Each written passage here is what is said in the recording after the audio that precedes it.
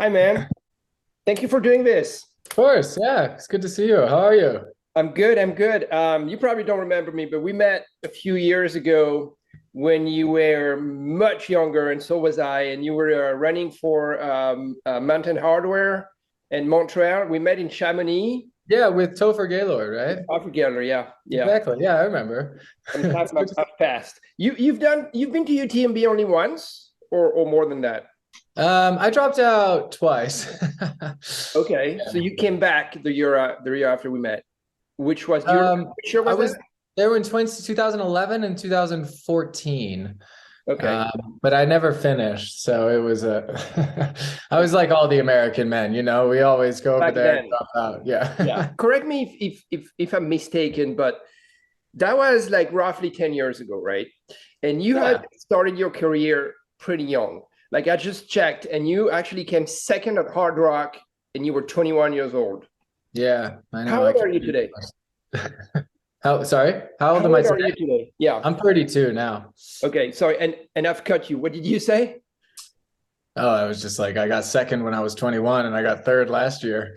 You Yeah. think I So, can yeah, improve, right? I have not been following you specifically during all those years, but to my knowledge, you somehow took a side route, or you kind of disappeared from the elite field, or at least from media attention. So Hmm. is that accurate? And what happened? Did you go to college? Did you pose your I career mean, for a reason? yeah, kind of. I think that I what did I do?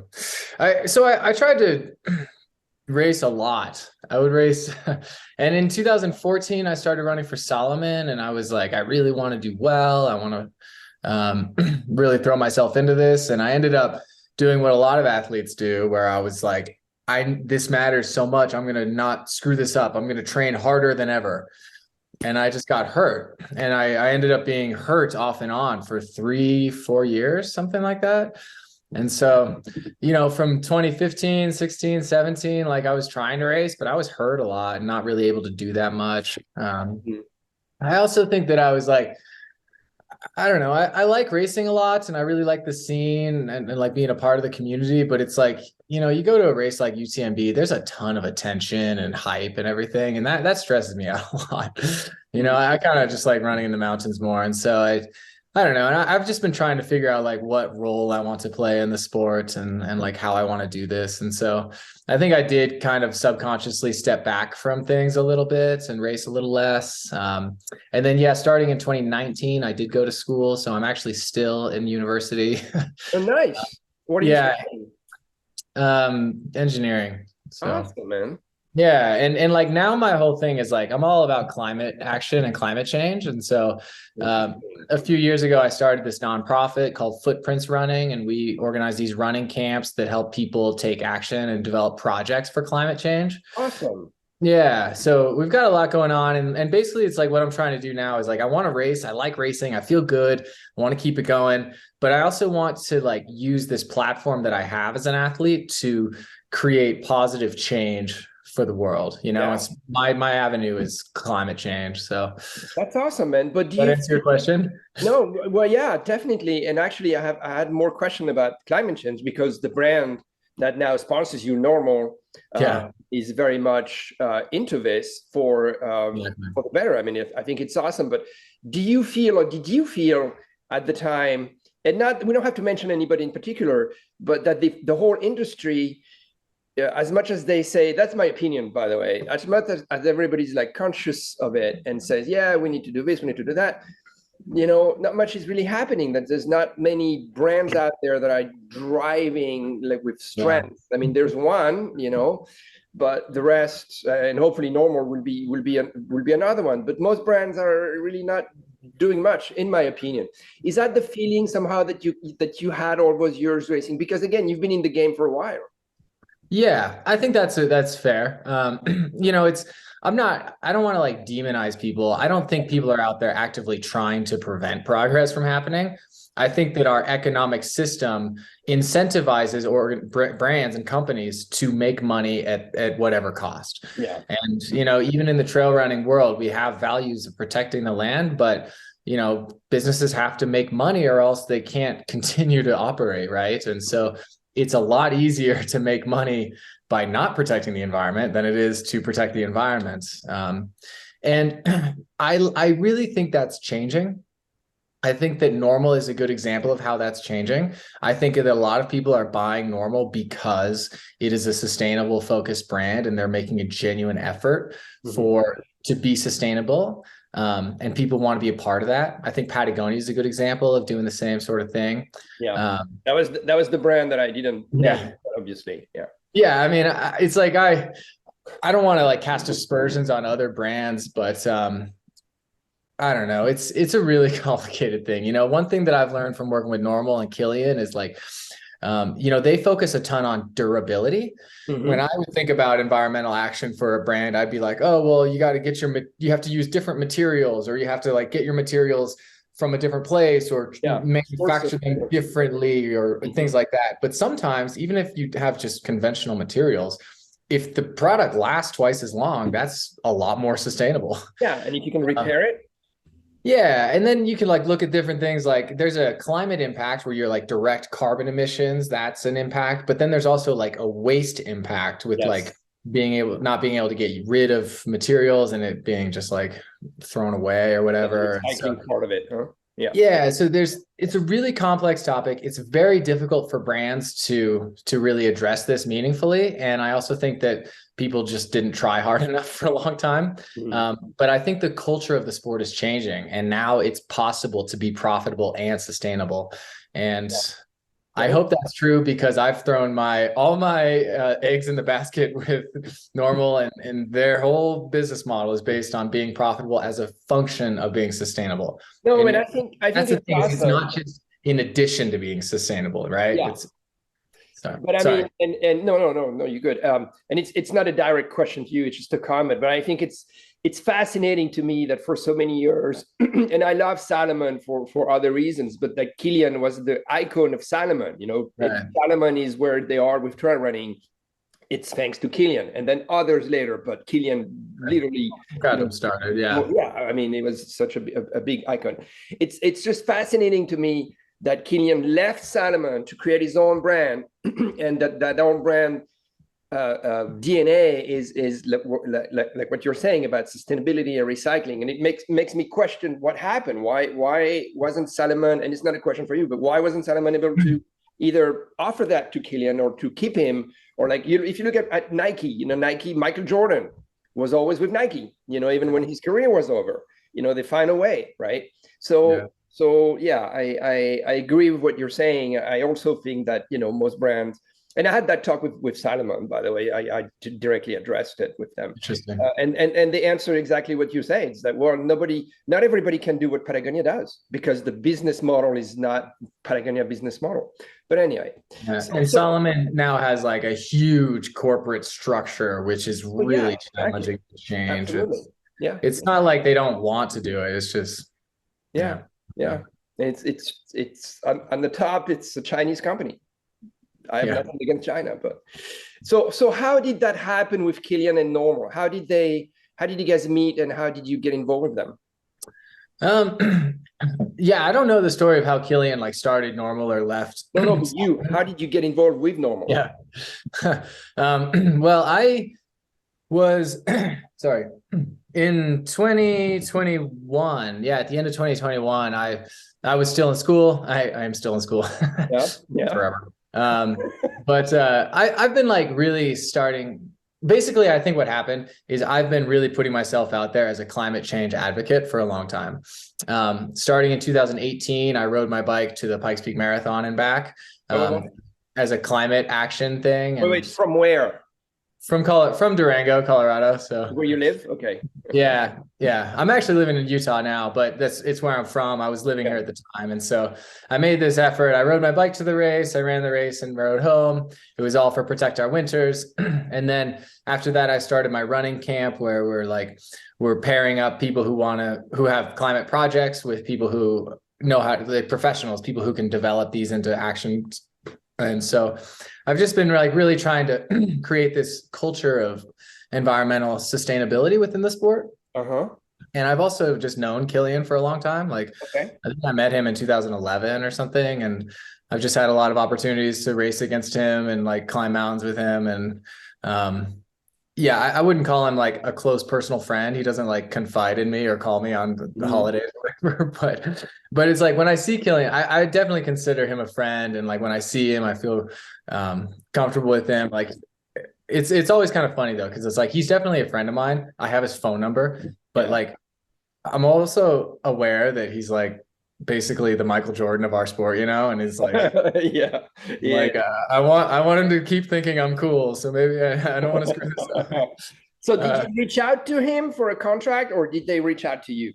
It was the other way around. They reached out to me, and I think I guess we've known each other. He knew what I was doing with environmental action, and they were talking with a filmmaker they work with named Max Romy. Yes. And he's a good friend of mine, and I've worked with him on different projects with Solomon and with my camp footprints. And so anyway, at one point Kilian was like, hey, I want to tell you about a project idea. I'd love to get your thoughts. And we had been talking for a few months about his foundation, the Kilian Jornet Foundation. Yeah. And I assumed it was just more of that. And then he was like, hey, I'm actually starting this company. And I was like, holy cow, that's a big deal. And I had to like sign a whole non-disclosure agreement before anything. But then, they just told me what they're doing. And they said that they want to be a brand that is focused on competition, but also sustainability. And frankly, they took a big risk on me. Like I hadn't really raced that well for a few years. And with COVID, nobody had really raced much. And so then you did awesome.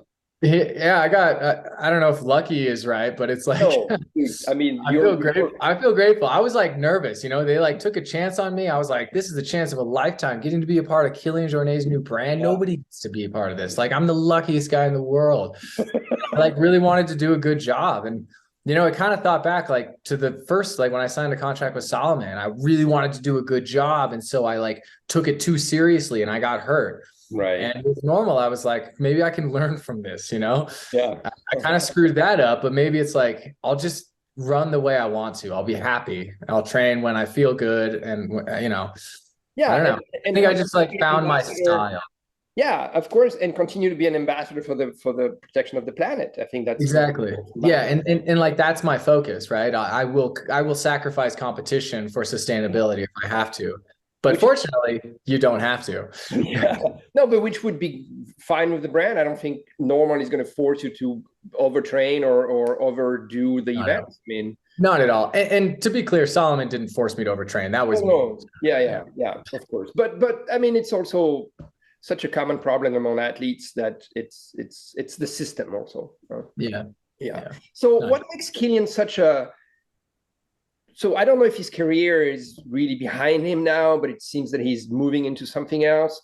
And he's won so many things so many times that, you know, I understand if he just stops running and focused on his brand, which is probably what he's doing. But what made him so special now that you know him a little bit better as a friend, as you said? Is he really a different guy? I mean, I don't really know. You know, he's pretty quiet. I'm sure you've met him and talked to him. He's pretty quiet. You really have to kind of work hard to get like the real Kilian out of there. But how do you explain his success in racing?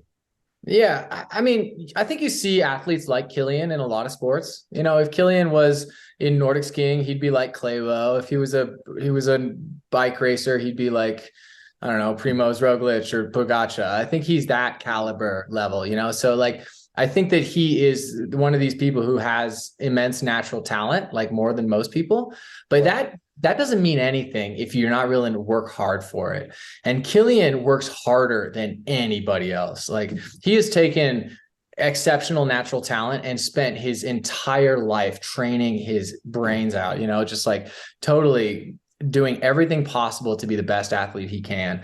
And that's, I think, what makes him a great athlete is he's like has a single-minded focus and he's willing to work really, really hard to accomplish his goals. And when you talk about like what he's doing now, it's honestly the same thing. He just has different goals now, right?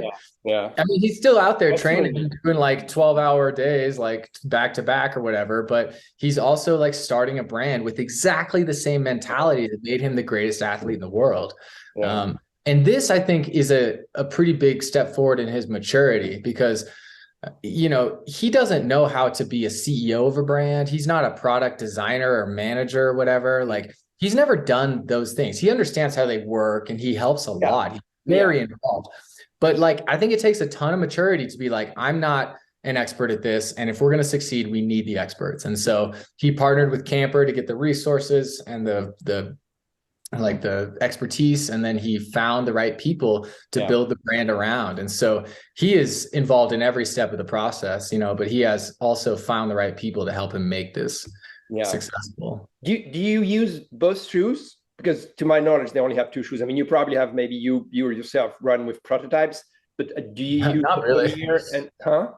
Not really. Yeah, I basically use the two shoes. Yeah. Oh, you use the two shoes. Okay. Yeah, the Keurig and the Tomir. No, but I mean, I think I'm very impressed with what Kilian has done and the way that it's like everything came to the right place. Like when he won UTMB again, he was launching NNormal. I know. He did that on purpose. It was the most he'd raced in years, right?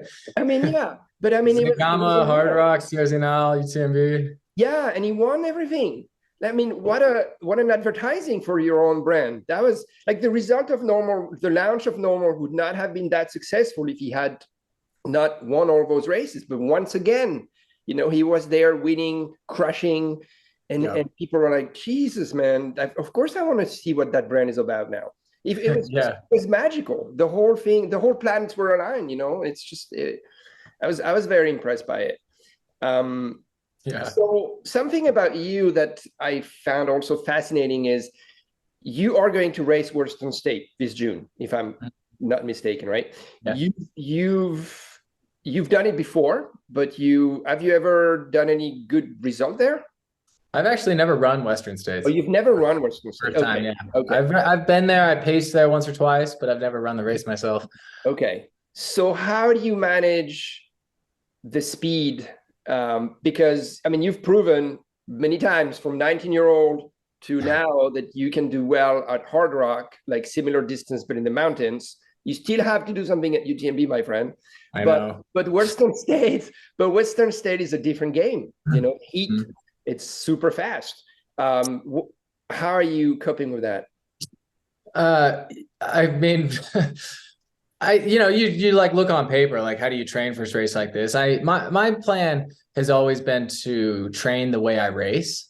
And so if I'm going to race a race like Western States, like I'm going to do a lot of fast running. I'm going to have to do a lot of downhill. I'll do runs where it's like I go real easy uphill and run hard downhill or something. I'm going to be training in heat, which is really hard. It's currently snowing, but so how are you going to do that?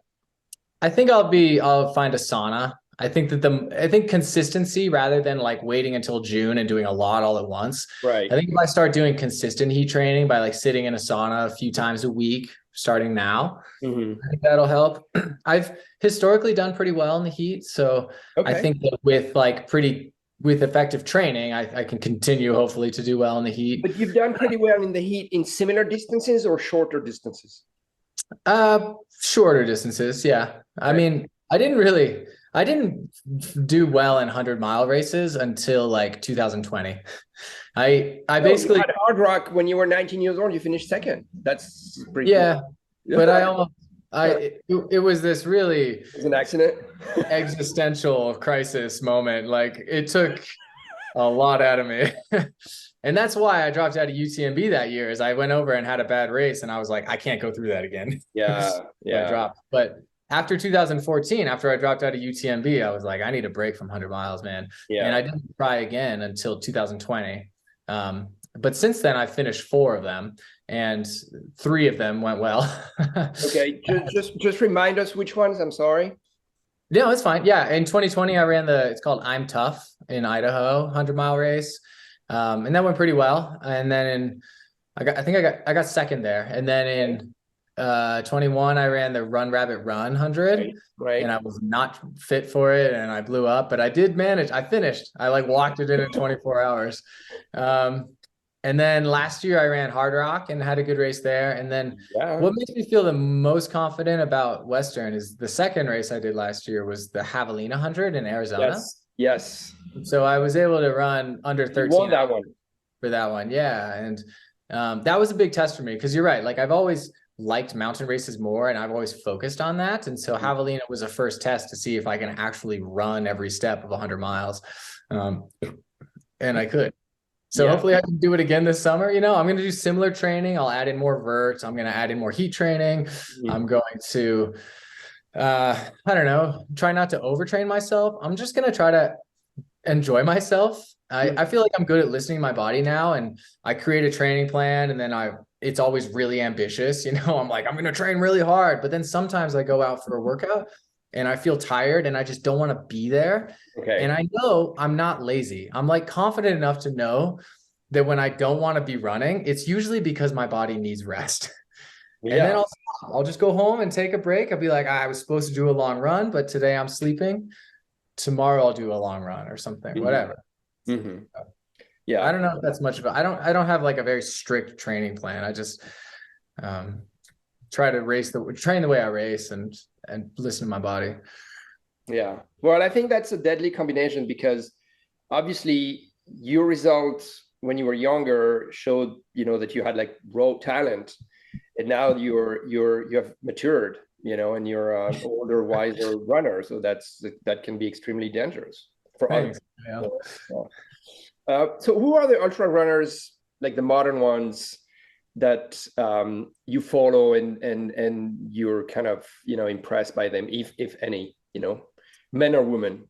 Yeah, I mean there's a lot. I like following a lot of people. Kilian's a huge inspiration for me. Like I can't really speak highly enough of him. He's the greatest athlete we've ever seen physically at every distance. He just wins everything and he's incredible. And it's because of his work ethic.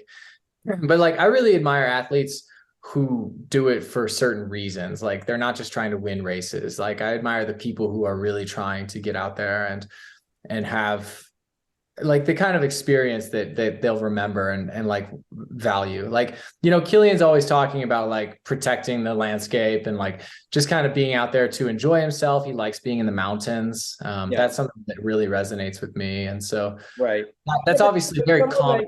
Someone like Jim Walsmay, for example. Yeah. That guy's obsessed with winning, but at the same time, he's in France now because that will impact his winning, he thinks. But enjoying the culture and getting impregnated by the culture. And so he does both, right? Someone like him also. Yeah. Jim, I like Jim a lot. He's a friend of mine and I've always admired him. Do you think he can win? Sorry? Do you think he can win? Oh, he's capable of it for sure. Yeah. Okay. You're right. Sorry. Wrong question. He's capable of it. He's been capable of it for years. Do you think he will win this summer? I honestly have no idea. That's $1 million question. I think he's set himself up for success, and I really admire him sticking with it year after year. Yeah, that's what he did at Western States, and it paid off. He's got the course record, Talk about resilience. I think it's gonna happen eventually, if not this year, eventually. But then he's gone.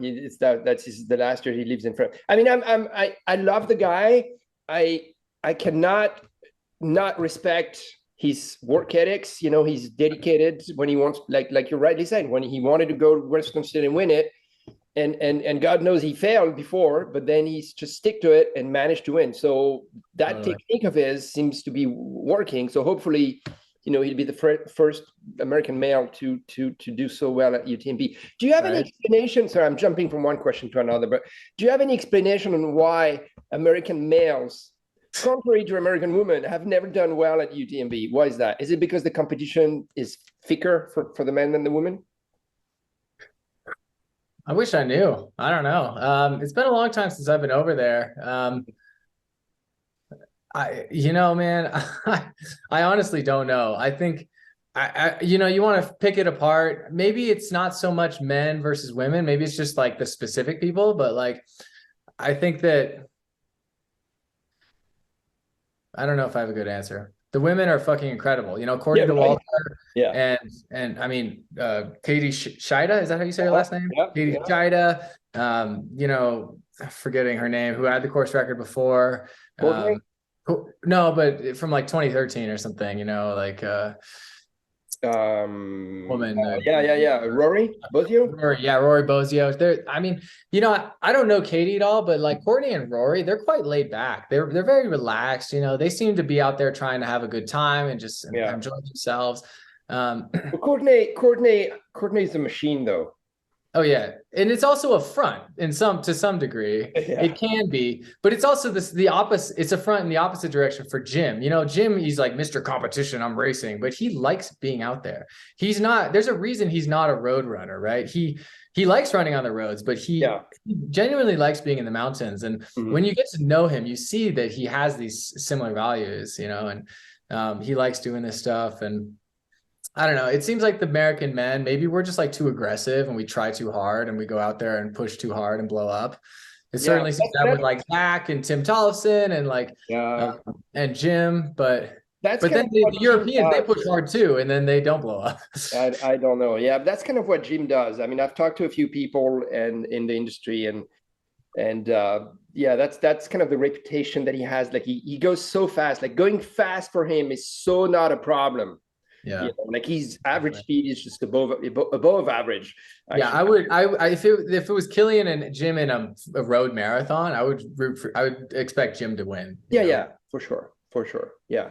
But in the mountains, I don't know. It's just again a fascinating. I don't know. Altitude might have something to do with it. Like a lot of the mountain races in the U.S. are like in Colorado or Utah, and they're quite high altitude. Whereas in Europe, it's like, honestly, the mountains are bigger, right? Like in the Alps, they're bigger mountains, but they're like the valleys are a lot lower. And so I think you can like push harder at these lower altitudes, and maybe the Americans train in Colorado all year and then they're like go and blow themselves up. And there's an interesting explanation, actually. It's a scientific explanation. It's that here in America, when you're a runner in high school, you go and you're interested in trail running, you go to cross country, right? And so you work on your speed. And if you look at Jim, the way his physique, he's such a tall, very thin guy. And even Kilian, if you look at the muscle mass of someone like Kilian, or we were talking about Courtney Dauwalter. Courtney, she's coming from skiing, right? So the muscle mass of those athletes who have done well at UTMB are very different than a pure American runner, the way you guys are raised. Like, you know what I mean? Like a lot of you guys. Kilian's really skinny, but he's got huge legs. Who? Kilian. Yeah, exactly. His quads are enormous, right? Exactly. And Jim doesn't. Jim is. But then what about Francois Den? Francois Den is like, he's so tall and thin, right? Yeah, but I think Francois is also pretty dense. I mean, I don't know. Yeah, Francois is also an interesting case, but yeah. Okay, so Western State is your big objective this year, huh?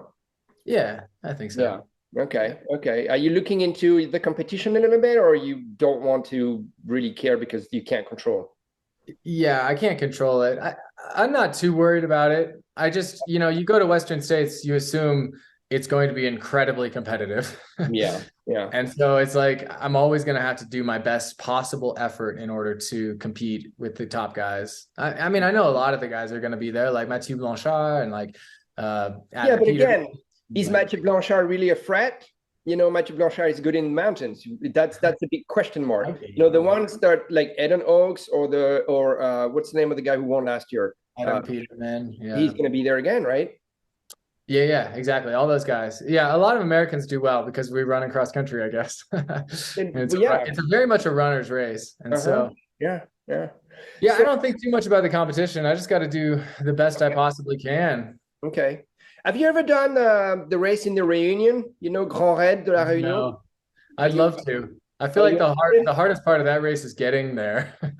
Yeah. You probably have to fly to France first, and then there's direct flight from there. But one day I'd love to try that. Have you? Try that? Yeah, it's tough. But have you run it? Yeah, I've run it. Yeah, once. Dude, it took me 49 hours. Okay. Hey. Yeah, but I finished. At my level. Well, but yeah, I want to go back. Yeah, it's an amazing event. Okay, you don't have to answer that if it's a problem for you, but what do you think of the UTMB, of what it has become? Like, my opinion, as much as I love UTMB, it has become a bit of a circus now. It's like, not only it's a nightmare, not for you guys, but for the average Joe to register, but also there's so many people there that it's a real question regarding the environment. Like, is it okay? Is it good for the valleys? Is it good for the trails? I was talking to Sébastien Chéniaud that won. No, he never won it. He actually finished second behind Kilian a few years back. He was a North Face athlete, French guy. I know Sebastian. You know, okay. And he's told me that over the years, the trails have changed.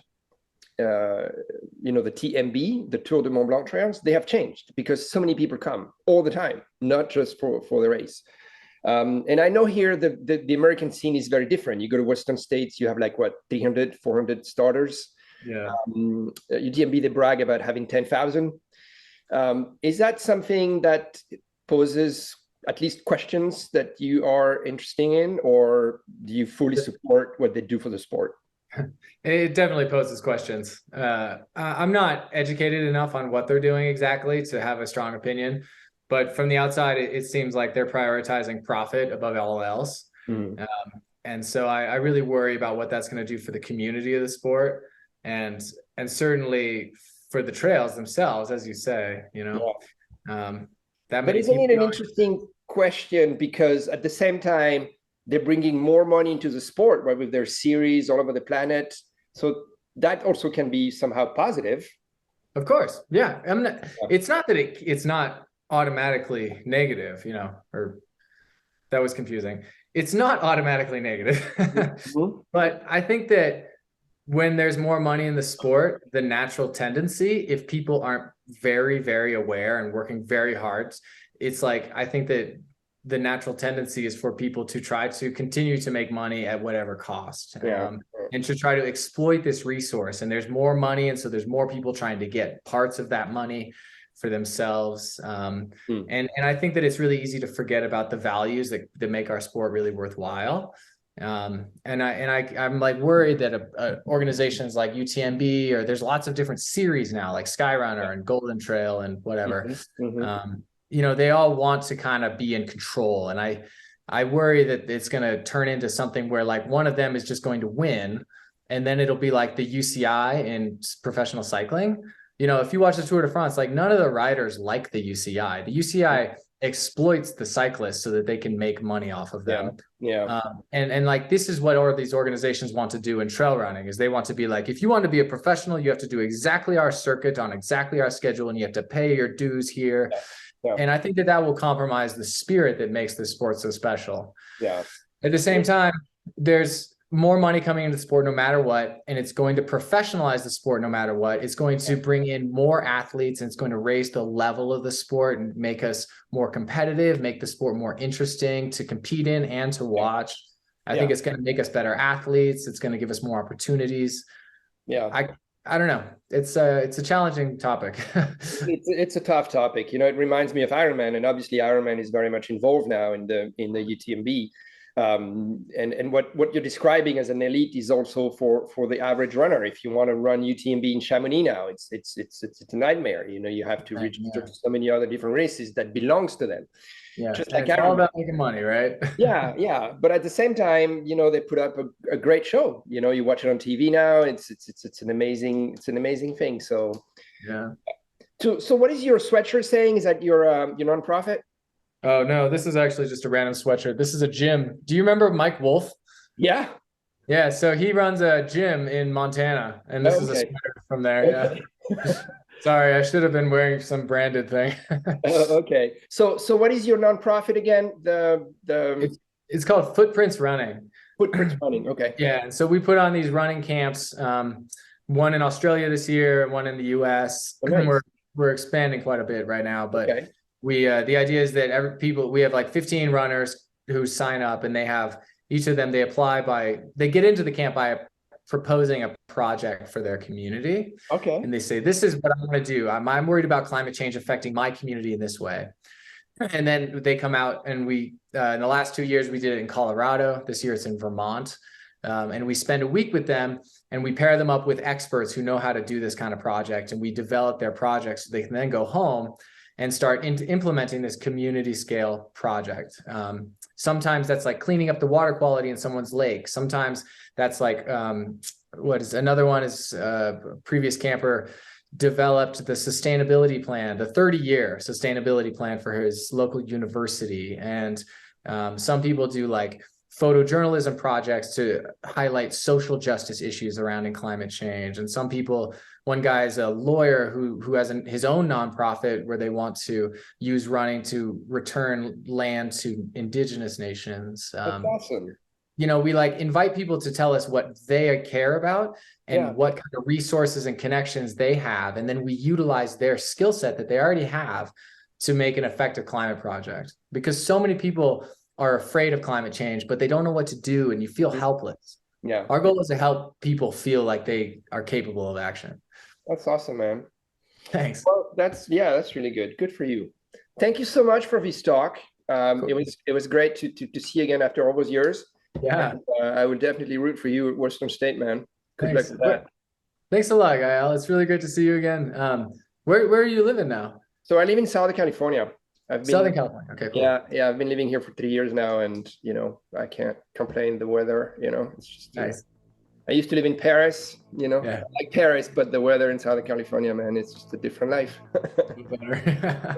Nice. Well, I hope to see you around this year. Yeah, probably Western State. Great. Cheers, my friend. Thank you so much. Absolutely. Talk to you later. Bye. Ciao.